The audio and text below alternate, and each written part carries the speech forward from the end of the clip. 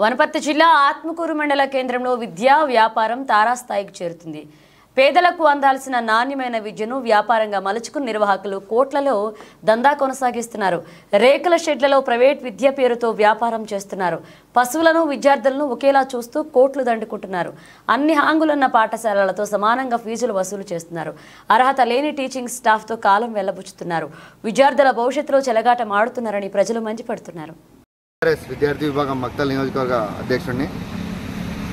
ఆత్మకూరు వనపర్తి జిల్లా ఆత్మకూరు ప్రైవేట్ స్కూళ్ళలో విద్యను వ్యాపారంగా మలుచుకున్నారు.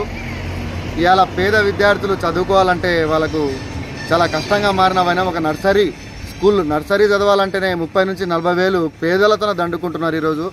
మరి అదేవిధంగా పైసలు తీసుకుంటున్నారు కానీ విద్యార్థులకు కనీస సౌకర్యాలు లేవు. ఈరోజు ప్రైవేట్ స్కూళ్ళల్లో రేకుల షెడ్లలో ఈరోజు విద్యార్థులకు పాఠాలు చెప్తున్నారు. కనీస సౌకర్యాలు టాయిలెట్స్ లేవు, హాస్టళ్లలో సరైన భోజన వసతి లేదు. మరియు అదేవిధంగా సరైన విద్యా బోధకులు, నాణ్యమైన విద్యా బోధకులు లేరు. ఇలా ఖచ్చితంగా ప్రైవేట్ స్కూళ్ళపై ఎంఈఓ గారు కానీ డిఓ గారు కానీ ఖచ్చితంగా వెంటనే చర్యలు తీసుకోవాలి. ఒకవేళ చర్యలు తీసుకోకుంటే మాత్రం దీనిపైన బీఆర్ఎస్ విద్యార్థి విభాగం మున్ముందు విద్యార్థుల కోసం ఖచ్చితంగా పోరాటం చేస్తుంది.